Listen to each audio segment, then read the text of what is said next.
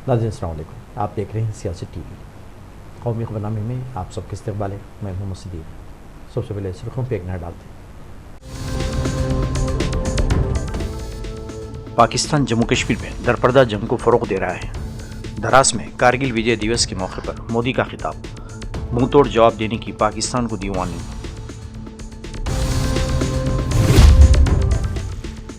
कारगिल जंग में हिंदुस्तान की फतेह की 25वीं सालगिरह का जश्न। वज़ीर दिफा राजनाथ सिंह ने नेशनल वॉर मेमोरियल पर जंग के दौरान जान कुर्बान करने वाले सिपाहियों को पेश किया खिराज अक़ीदत।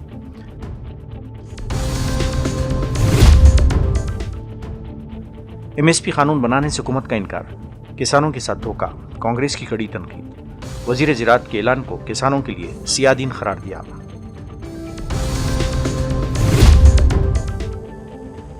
पेरिस ओलंपिक्स का आज रंगारंग तकरीब के साथ इब्तिदा।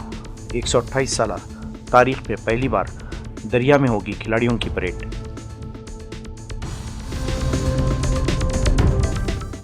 नजम दी थी सुर्खियां, अब खबरों की तफसील पेश है।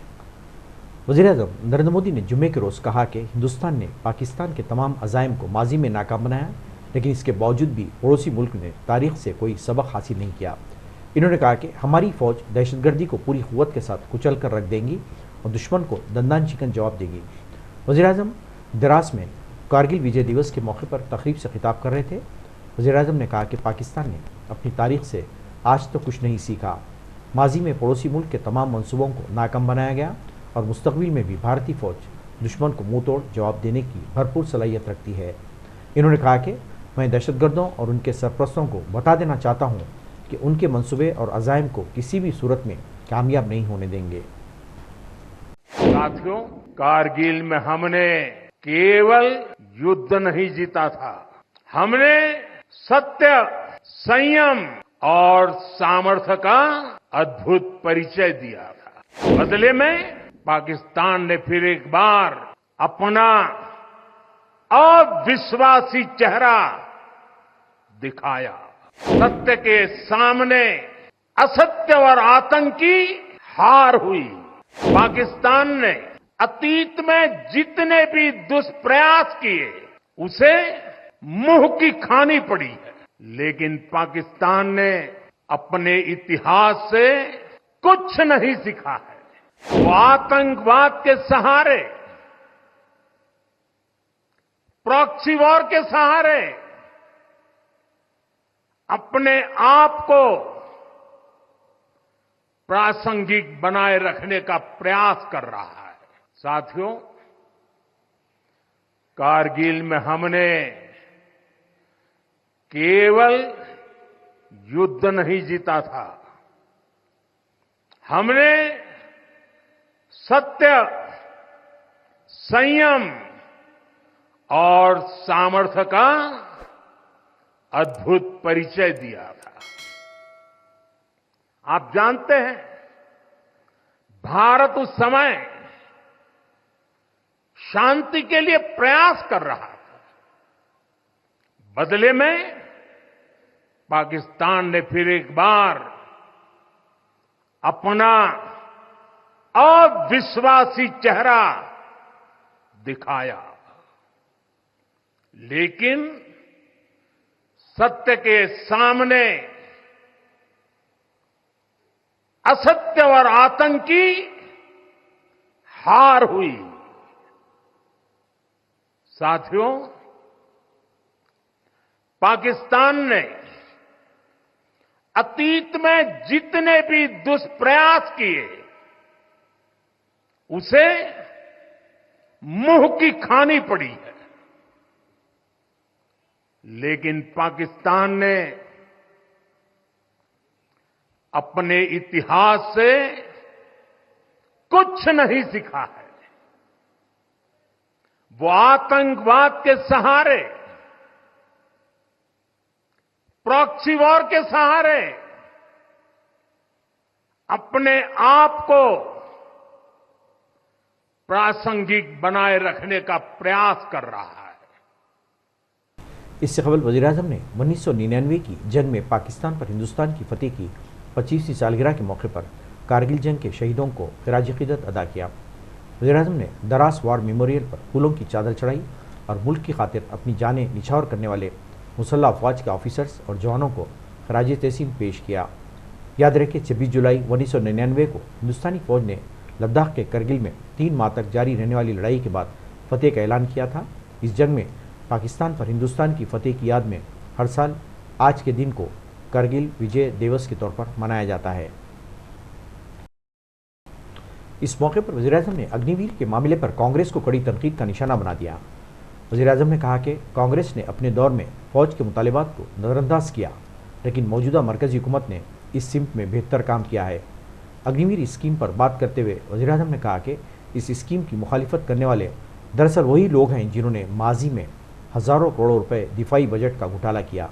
इन्होंने कहा कि ये लोग कभी नहीं चाहते कि IAF और फौज मजबूत और मुस्तहकम हो। कुछ लोगों ने राजनीति का विषय बना दिया है।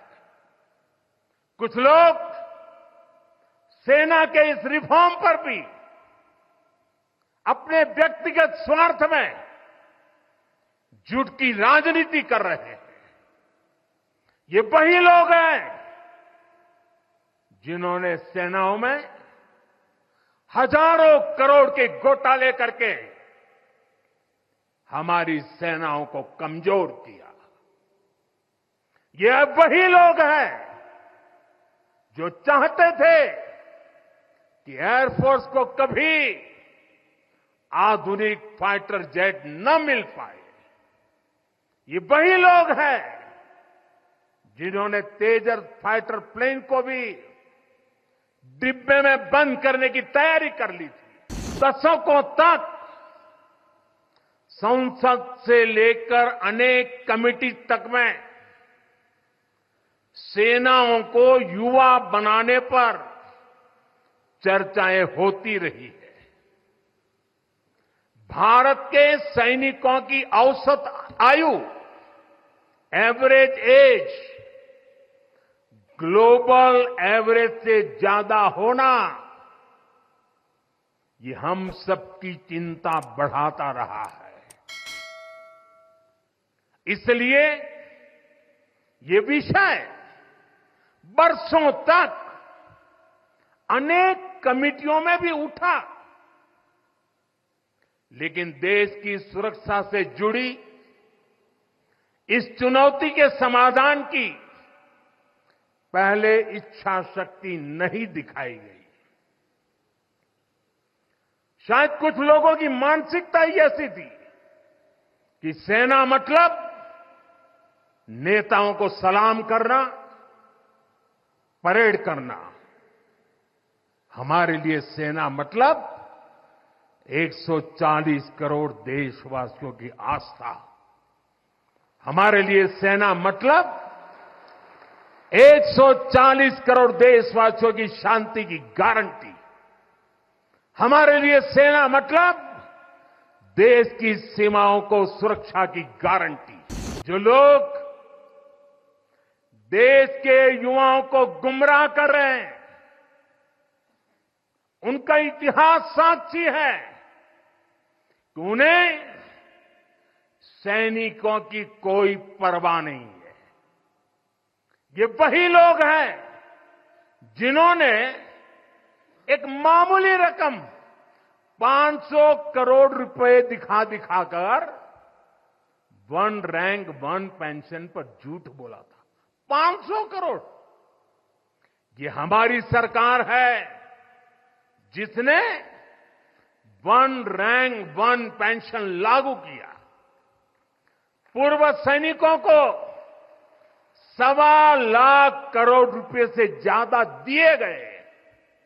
उधर नई दिल्ली में भी कारगिल जंग में हिंदुस्तान की फतेह की 25वीं सालगिरह का जश्न जोश और खरोश के साथ मनाया गया। वज़ीर दिफा राजनाथ सिंह ने नई दिल्ली में नेशनल वॉर मेमोरियल पहुंचकर कारगिल जंग में अपनी जान की कुर्बानी देने वाले सिपाहियों को खराज अक़ीदत पेश किया।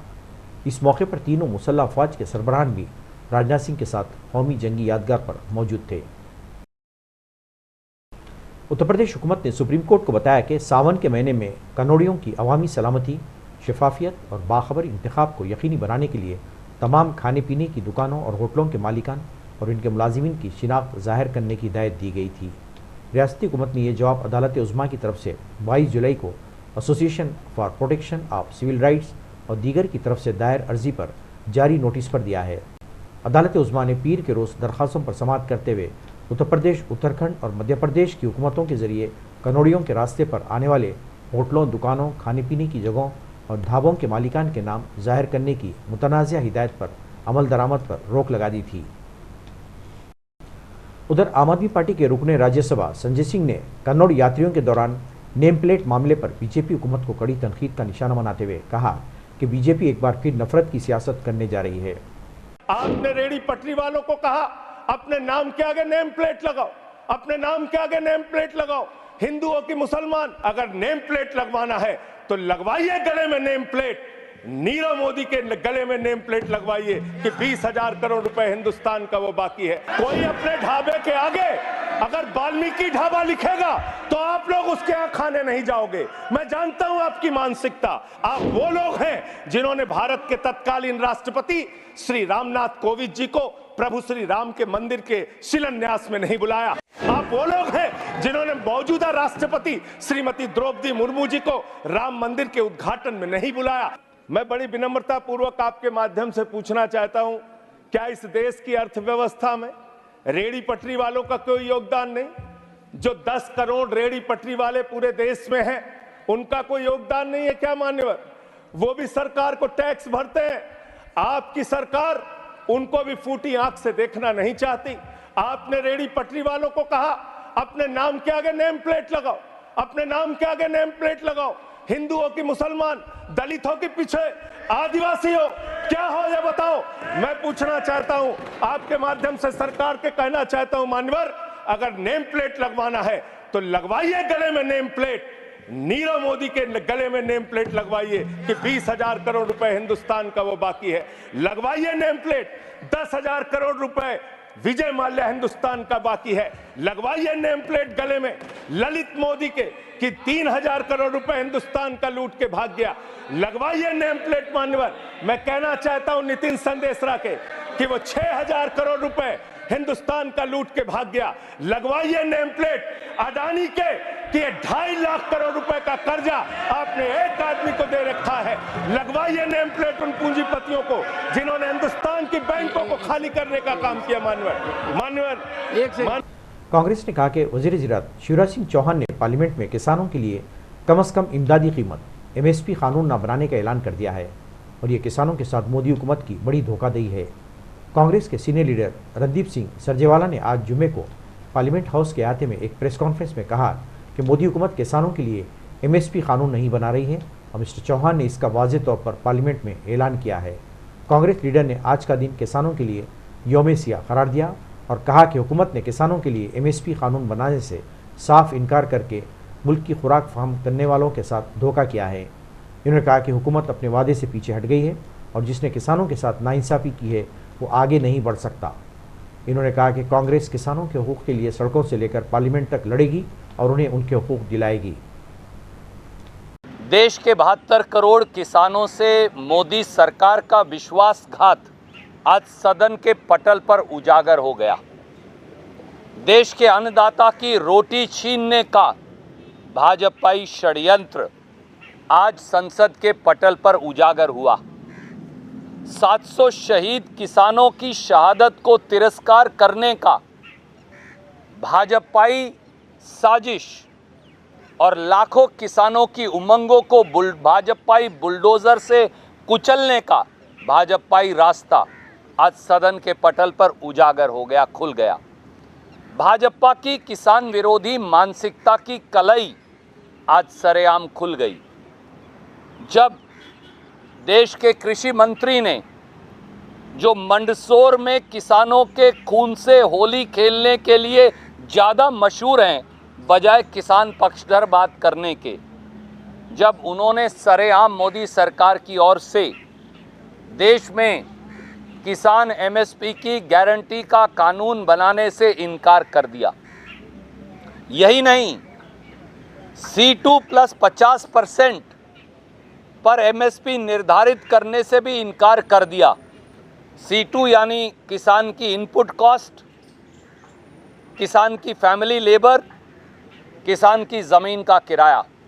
उस पर 50% मुनाफा देने का जो प्रधानमंत्री जी ने वादा किया था, आज ये उससे भी मुकर गए, पीठ दिखाकर भाग खड़े हुए। दोस्तों, साथियों, इस देश के 72 करोड़ किसान मोदी सरकार के इस अहंकार को कभी माफ़ नहीं करेंगे। आज हिंदुस्तान के इतिहास में एक काला दिन है जो संसद में हुआ। आज हिंदुस्तान के इतिहास में देश का किसान और खेत मजदूर इस मोदी सरकार के द्वारा निर्मित इस काले दिन को याद भी रखेगा और उनके अहंकार को चकनाचूर भी करेगा। भाजपा की सरकार शायद भूल गई है कि जिस सत्ताधारी दल ने भी, देश के जिस हुक्मरान ने भी देश के किसान और खेत मजदूर से, देश के अन्नदाता से लोहा लिया है, वो नेस्तनाबूद हो गया है। मेरी बात याद रखिएगा। आज से ही जब संसद में किसान और मजदूर को इन्होंने विश्वासघात किया है, आज से ही सरकार की विदाई के उल्टे दिन शुरू हो गए हैं। I'll say it very briefly in English and then you can ask questions. Today is a black day for farmers' welfare in India.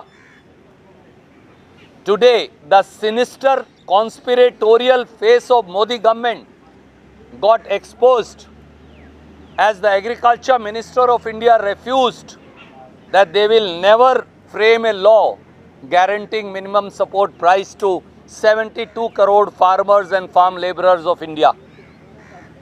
Today, the conspiracy and design of Modi government got exposed as the Agriculture Minister refused C2 plus 50% profit as MSP for the farmers of India. C2 is input costs, family labor and rent of land of the farmer. Modi ji had promised 50% profit, but the government refused. The Agriculture Minister admitted that all that they are doing, that they are only doing politics by holding 35, 40, 42 meetings of the committee constituted at the instance of the agitating farmers in July 2022. The Agriculture Minister admitted that in 2 years, किराना हलके से लोकसभा में पहली बार चुनकर आई Samajwadi party की खातून रुकन इकरा हसन ने लोकसभा में अपने हलके के मसाइल उठाते हुए मुतालबा किया है कि उनके हलके में रेलवे के ज़ेर तकमील काम फौरी मुकम्मल करवाए जाएँ। इसके अलावा इलाके के दीगर मसाइल पर भी इन्होंने तवज्जो दिलाने की कोशिश की। धन्यवाद सभापति महोदय, आपने मुझे पहली बार अपनी बात इस सदन में रखने का मौका दिया। इसलिए सबसे पहले मैं अपने क्षेत्र की ऐसी समस्या सदन में रखना चाहूँगी जिसका सरोकार जन जन से है। मेरे संसदीय क्षेत्र कैराना में रेलवे मंत्रालय से संबंधित विभिन्न समस्याएं काफ़ी लंबे वक्त से लंबित हैं। इनका पूरा कराया जाना आम जनता की सुविधा के लिए बहुत आवश्यक है। सबसे पहले पानीपत कैराना मेरठ रेल मार्ग का सर्वे कई बार कराया जा चुका है, लेकिन अभी तक इस रेल मार्ग पर कार्य शुरू नहीं हुआ है। हरियाणा और उत्तर प्रदेश को जोड़ने वाला ये बेहद आवश्यक रेल मार्ग है। इस रेलवे लाइन के बनने से हरियाणा और उत्तर प्रदेश के सीधे जुड़ जाने से क्षेत्र को बहुत लाभ होगा। इसके अलावा शामली से प्रयागराज तक और शामली से वैष्णो देवी तक नई ट्रेनों के चलाने की मांग क्षेत्र के लोग लंबे समय से करते आ रहे हैं। प्रयागराज में उच्च न्यायालय का होना और वैष्णो देवी एक धार्मिक तीर्थ स्थल होने के कारण दोनों स्थानों की कनेक्टिविटी अति आवश्यक है। अंत में दिल्ली शामली सहारनपुर रेल मार्ग पर स्थित जंधेड़ी फाटक व रामपुर फाटक के ऊपर रेलवे पुलों का निर्माण काफ़ी लंबे समय से अधर में लटका हुआ है, जिसे क्षेत्र की जनता बहुत परेशान है। इन दोनों रेलवे पुलों का निर्माण जल्दी से पूरा कराया जाना भी बेहद ज़रूरी है। तो अध्यक्ष जी, आपके माध्यम से मैं माननीय रेल मंत्री जी से अनुरोध करूंगी कि कैराना संसदीय क्षेत्र की इन रेल मांगों का संज्ञान लेकर जल्द से जल्द निस्तारण कराने की कृपा करें। धन्यवाद। पेरिस ओलंपिक्स का आज से आगाज़ हो रहा है और इस मौके पर रंगारंग इफ्तिताई तकरीब मुनक़िद की जाएगी। इस बार के ओलंपिक्स की इफ्तिताई तकरीब 1896 में उनके खेलों के आगाज़ के बाद से 128 साल की तारीख में मुनफरिद होगी।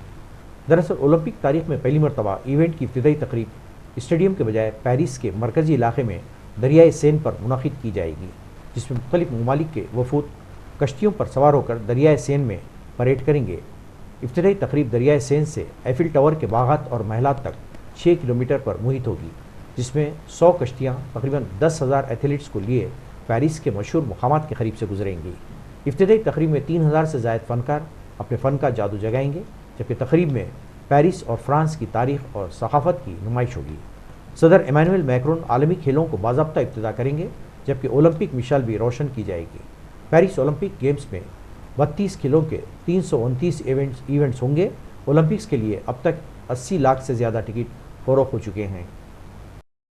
हिंदुस्तान ने पेरिस ओलंपिक्स के लिए 117 खिलाड़ियों की टीम भेजी है। उन 117 अरकान की टीम में निस्फ खिलाड़ी 3 खेलों एथलेटिक्स, शूटिंग और हॉकी से वाबस्ता हैं। इन 69 खिलाड़ियों में से 40 खिलाड़ी पहली बार ओलंपिक्स में हिस्सा ले रहे हैं। 2 बार की ओलंपिक्स तमगा जीतने वाली बैडमिंटन स्टार PV संधू अपने 5वें ओलंपिक्स में शिरकत के लिए तैयार। टेबल टेनिस के लीजेंड शरद कुमार ओलंपिक्स में हिंदुस्तानी दस्ते की क़यादत करेंगे।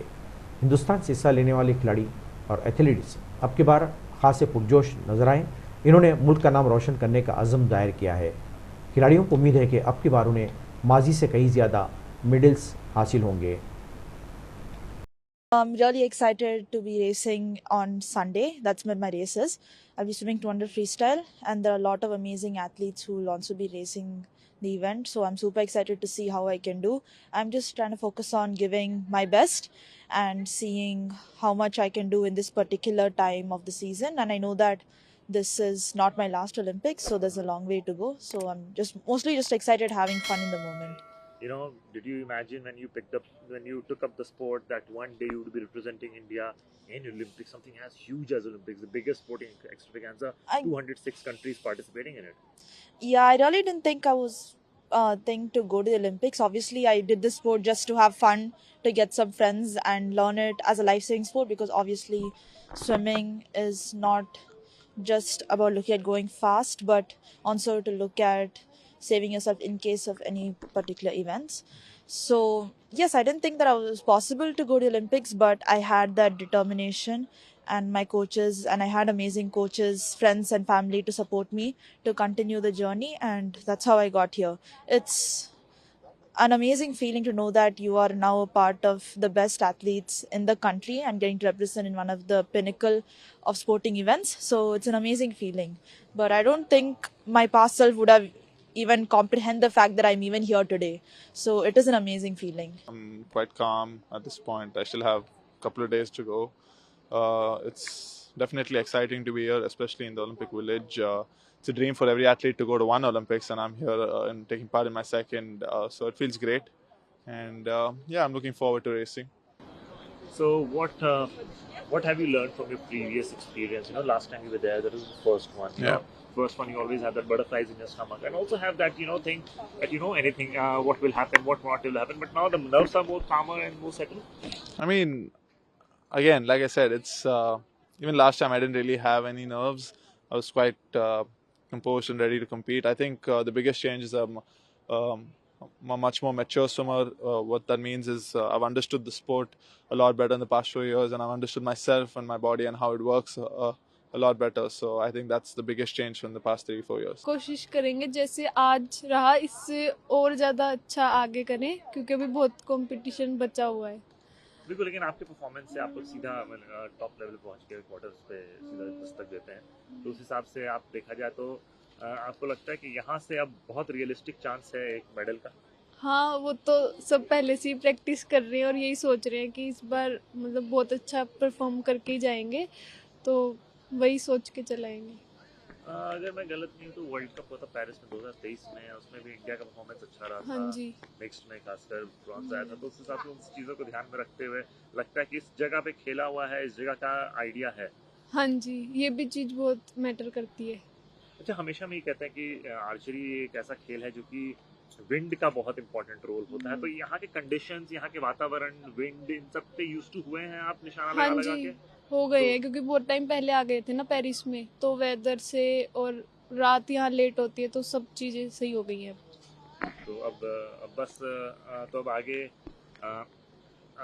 ऐसे क्या अंदर चल रहा है, नर्व्स या एक्साइटमेंट, सब कुछ चल रहा है। नाज़रीन, आखिर में सुर्खियों पे एक और नोट। पाकिस्तान जम्मू कश्मीर में दरपर्दा जंग को फ़रोग़ दे रहा है। दरास में कारगिल विजय दिवस के मौके पर मोदी का खिताब। मुंहतोड़ जवाब देने की पाकिस्तान को दी वार्निंग।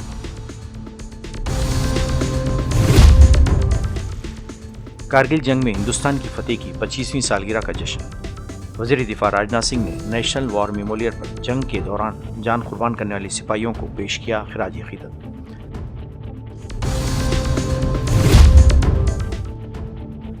MSP कानून बनाने से हुकूमत का इनकार, किसानों के साथ धोखा, कांग्रेस की कड़ी तनकीद।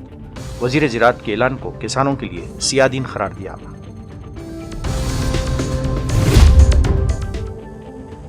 पेरिस ओलंपिक्स का आज रंगारंग तकरीब के साथ इफ्तिताह।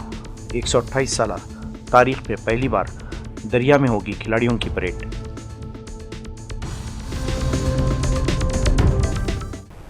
नाज़रीन, इसके साथ ही ख़ौफ-ए-ख़ुरनामा ख़त्म होता है। मुझे और सारी सियासत की टीम को इजाज़त दें। अल्लाह हाफ़िज़।